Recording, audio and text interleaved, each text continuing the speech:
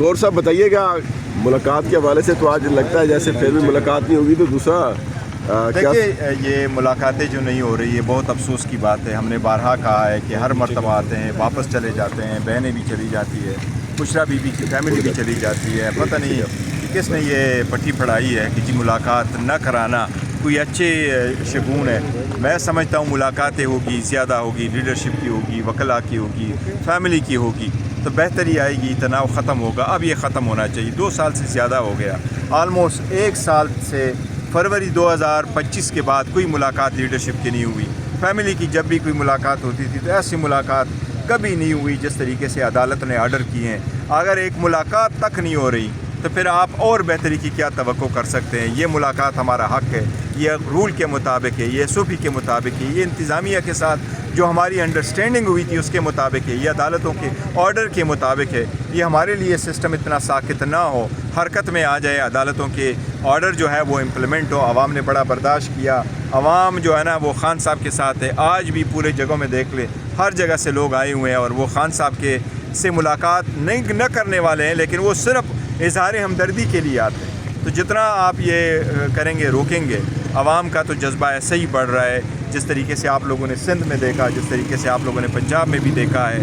تو یہ بڑا غلط ہو رہا ہے جو ملاقات. رجسٹر صاحب یہ بتائیے گا, سہیل آفریدی جب کراچی پہنچے ان کو اجرک پہنائے گی, سندھی ٹوپی پہنائے گی, لیکن جواب میں پی ٹی آئی کا جو رد عمل ہے اس کے اوپر خاصی تنقید کی جا رہی ہے. کیا آپ سمجھتے ہیں وہ جمہوری عمل تھا جو آپ لوگوں نے کیا؟ نہیں, دیکھیں کراچی وہ چلے گئے تھے اور ہم نے تو سندھ حکومت کا شکریہ بھی ادا کیا. انہوں نے اچھا گڈ ول جسچر دیا تھا جب انہوں نے اجرک پیش کیا اور انہوں نے ٹوپی پیش کی, انہوں نے ریسیو کر لیا تھا اور یہ کہا تھا کہ ہم پروٹوکول بھی دیں گے, سیکیورٹی بھی دیں گے. اور ایسا ہونا چاہیے کیونکہ فیڈریٹنگ یونٹ ایک دوسرے کو احترام کے ساتھ آتے ہیں.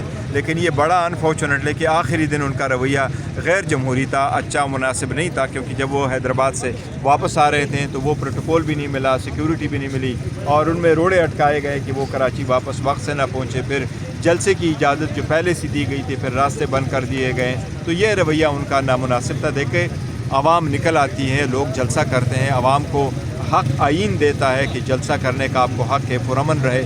2 دن ان کو آزادی تھی. آپ دیکھیں سارا جو کراچی ہیں, کراچی میں جہاں جہاں گئے, جام شورو گئے, حیدرآباد تک گئے, کوئی ایک گملہ تک نہیں ٹوٹا. لوگ آئے, لوگوں نے اپنے والہانہ استقبال کیا, اپنے جذبات کا اظہار کیا اور اس کے بعد سارا وہ لوگ ڈسپرس ہو جاتے ہیں اور دن پورا ہو کر کے واپس آ جاتے تھے. تو آخری دن بھی یہ ہونا چاہیے تھا, فیڈریٹنگ یونٹس کو تھوڑا سا دل بڑا کر کے ایک دوسرے کو ویلکم کرنا.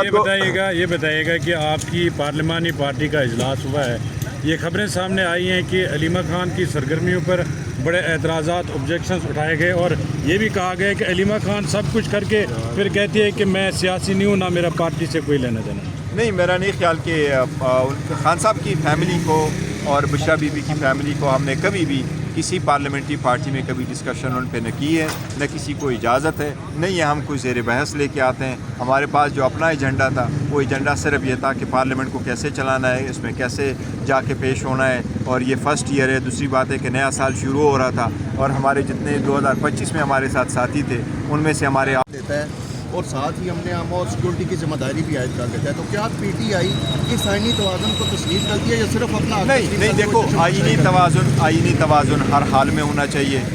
میں نے پہلے بھی کہا ہے, دوبارہ بھی کہوں گا آپ کی وساطت سے. دیکھو دہشت گردی پہ کوئی سیاست نہ ہو, دہشت گردی پہ ایک ہی بیانیہ ہو, دہشت گردی پہ متفقہ بیانیہ ہو, دہشت گردی کے خلاف سارے ایک مل کر کے کام ہو, دہشت گردی پہ نیشنل ایکشن پلان پہ عمل درآمد ہو. اس ملک کا اگر کوئی دشمن ہے تو وہ دہشت گردی ہے. ملک کے لیے, جمہوریت کے لیے, معیشت کے لیے, ہر پاکستانی کے لیے دہشت گردی ایک ناسور ہے. اس کو جڑ سے اکھاڑ پھینکے. دہشت گردوں کے لیے کسی کی دل میں بھی کوئی نرم گوشہ نہ ہو اور نہ رہے گا, نہ ہمارا ہے. جمعرات والے دن اپوزیشن لیڈر کا جمعرات والے دن سنا نوٹیفکیشن جو ہے وہ جاری ہونے جا رہا ہے. یہ خوشائن بات ہے سر, یہ خوشائن بات ہے. دیکھو 7 اگست سے 2025 سے یہ پوزیشنیں دونوں جو ہے وہ ویکنٹ ہے اور لیڈر آف دا اپوزیشن کی بڑی آئینی قانونی ذمہ داریاں بھی ہوتی ہے. ہمارا رائٹ تھا کیونکہ لیڈر آف دا اپوزیشن کے لیے صرف اپوزیشن بینچز پہ بیٹھنے والے ہی نام دے سکتے ہیں, وہ ہم ہی نے دیا تھا. لیکن ایک پوائنٹ آؤٹ کرایا گیا تھا کہ یہ میٹر سب جوڈس سے نہیں چل سکتا. اب ہم نے سارے اعتراضات ان کے دور کر لیے. آج 3 بجے تک ایز وی اسپیک, تو میں آپ کو یہ خبر دے رہا ہوں, ایز وی اسپیک सिर्फ पूरे अपोजिशन की तरफ से नेशनल असम्बली में एक ही कैंडिडेट सामने आ गया, वो है अचकज़ई साहब। उसके नामिनेशन का प्रोसेस कंप्लीट हो गया, उसकी वेरिफिकेशन का प्रोसेस भी आधा आज कंप्लीट हो गया था, बाकी कल हो जाएगा। और इंशाअल्लाह ताला उसके मुकाबले में कोई भी नहीं आया। आज 3 बजे तक का टाइम था, आज अल्हम्दुलिल्लाह वो प्रोसेस कंप्लीट हो गया। जुमेरात तक इंशाअल्लाह ताला उसका नोटिफिकेशन हो जाएगा। देखो, आल्दो हमारा एक हक था और पहले होना चाहिए था, लेकिन देर से सही फाइनली ये हो गया। इससे एक जो कॉन्फिडेंस बिल्डिंग मेजर आप ज़रूर कह सकते हैं कि एक अगर वो हुकूमत ना करती, कोई इसमें दोबारा कोई कहानी डालती, तो इससे बदमज़गी हो जाती, तनाव पैदा हो जाता। इंशाअल्लाह ताला जुमे वाले दिन जब असम्बली का इजलास होगा तो हमारा अपोजिशन लीडर बैरिस्टर साहब ये बताइएगा, बैरिस्टर साहब ये बताइएगा, देखो 8 फरवरी के हवाले से हमारा वही पैगाम है जो नेशनल कॉन्फ्रेंस में हुआ है, शटर डाउन और भैया वो सारा उस प्रेस में पुरअमन आया। होगा या इसमें अगर कोई ऐसे लोग शामिल हो जाते तो फिर पीटीआई के नहीं, फिर देखो पर्चे हमेशा से हमेशा पुरअमन होगा। मैंने हमेशा से अपने सपोर्टर वर्कर सबको कहा है कि जब भी आप रहे, आप पुरअमन रहे और मुहज़्ज़ब रहे। बैरिस्टर ये दो साहब, चीज़ें हाथ से बैरिस्टर निकल- साहब ये बताइएगा, सुहेल अफरीदी का जो दहशतगर्दी पे बयानिया है या पंजाब जो केपी के हुकूमत का है, क्या वो पार्टी का बयानिया है? दूसरा, 9 मई में सुहेल अफरीदी की तस्दीक हो चुकी कि वो मौजूद थे मिलिट्री इंस्टॉलेशन पे हमला करने में, उनके खिलाफ पार्टी क्या एक्शन ले? देखिए, जो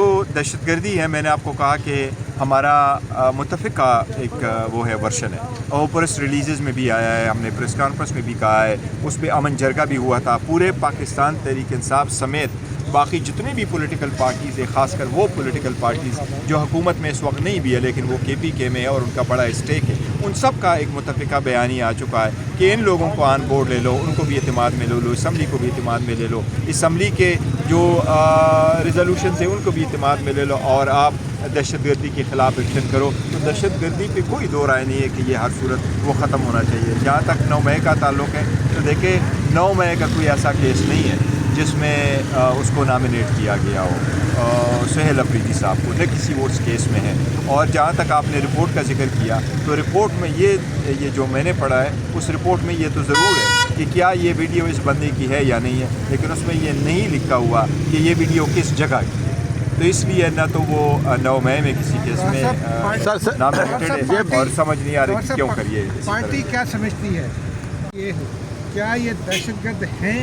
मैं आपको कह रहा हूँ, आपकी ये नहीं समझते और वो ये कहते हैं कि अफगानिस्तान हमें सबूत दे दे कि वो कोई दहशतगर्दी नहीं, कर देखो रहा है। हमने 2 टोक अल्फाज में कहा है TTP दहशतगर्द है, और पाकिस्तान ने जब दहशतगर्द किया तो वो दहशतगर्द है, और दहशतगर्दी के ख़िलाफ़ जो नेशनल एक्शन प्लान है उसके तहत कार्रवाई होनी चाहिए। हमने हमेशा से कहा है कि वो दहशतगर्द है।